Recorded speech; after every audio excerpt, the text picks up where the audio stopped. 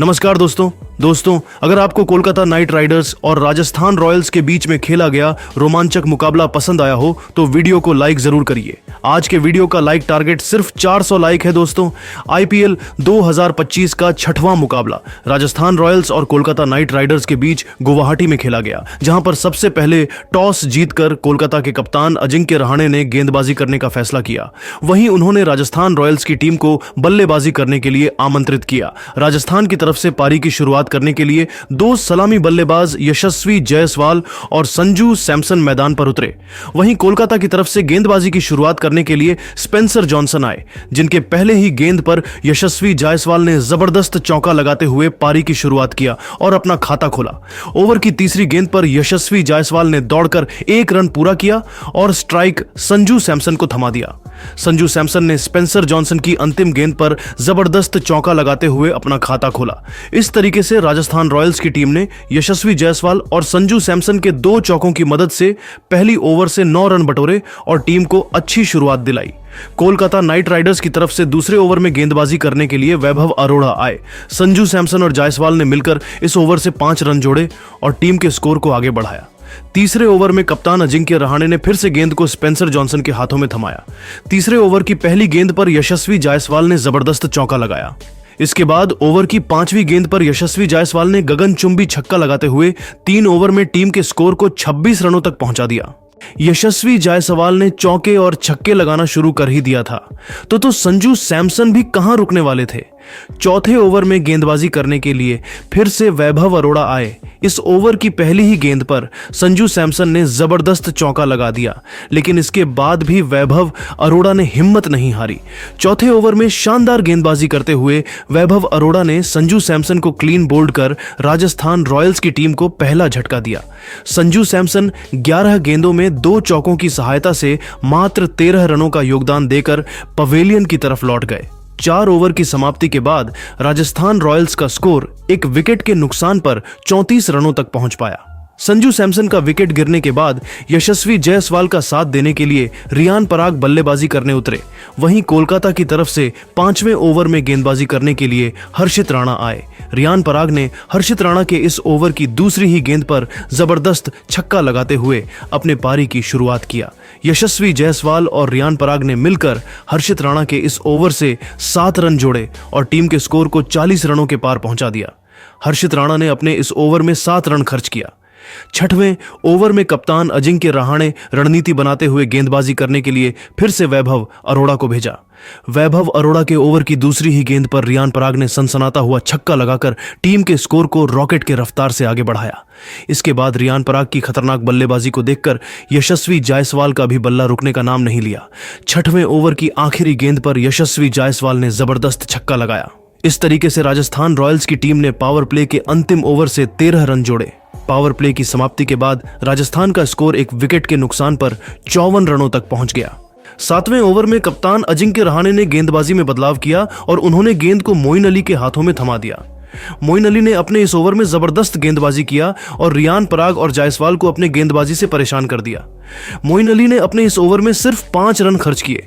7वें over की समाप्ति के बाद राजस्थान का स्कोर 59 रनों तक पहुंच गया।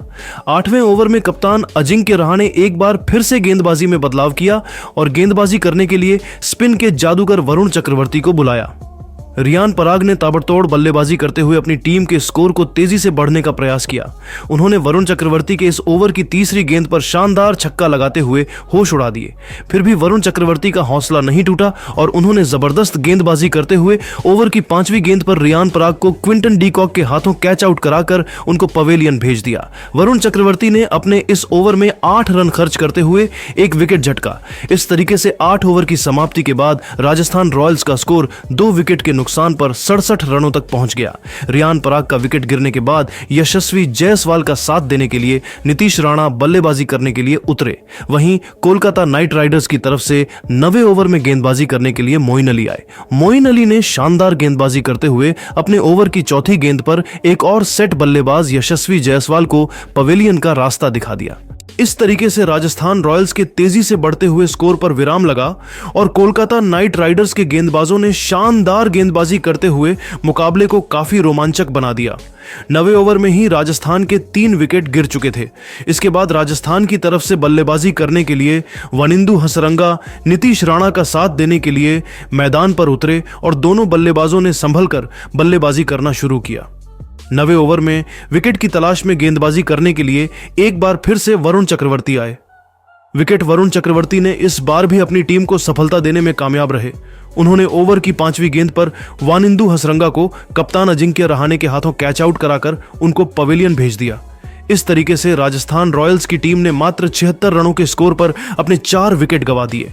कोलकाता नाइट राइडर्स के गेंदबाजों ने शानदार गेंदबाजी करते हुए राजस्थान रॉयल्स के बल्लेबाजों को अपने जादू में बांधकर रख दिया था। एक के बाद एक विकेट राजस्थान के गिरते जा रहे थे। 10 ओवर की समाप्ति के बाद राजस्थान की टीम ने 100 रनों का भी आंकड़ा नहीं छू पाया। वनिंदु हसरंगा के आउट होने के बाद नीतीश राणा का साथ देने के लिए ध्रुव जुरैल मैदान पर उतरे। 11वें ओवर में विकेट की तलाश में गेंदबाजी करने के लिए अजिंक्य रहाणे ने गेंद को मोइन अली के हाथों में थमाया। मोइन अली ने शानदार गेंदबाजी करते हुए अपने ओवर की आखिरी गेंद पर नीतीश राणा को क्लीन बोल्ड कर दिया और अपनी टीम को 5वीं सफलता दिलाई। कोलकाता की खतरनाक गेंदबाजी के सामने राजस्थान की पूरी बल्लेबाजी लाइनअप घुटने टेकते हुए नजर आ रही थी। राजस्थान के बल्लेबाज एक एक रन बनाने के लिए तरसते हुए दिखाई दे रहे थे। कोलकाता के खतरनाक गेंदबाजी को देखते हुए लग रहा था कि आज राजस्थान की टीम का स्कोर 150 रनों तक भी नहीं पहुंच पाएगा। नीतीश राणा का विकेट गिरने के बाद राजस्थान की तरफ से शुभम दुबे बल्लेबाजी करने के लिए उतरे। 12वें ओवर में गेंदबाजी करने के लिए एक बार फिर से वरुण चक्रवर्ती आए, जिन्होंने शानदार गेंदबाजी करते हुए अपने इस ओवर से सिर्फ 2 रन खर्च किए।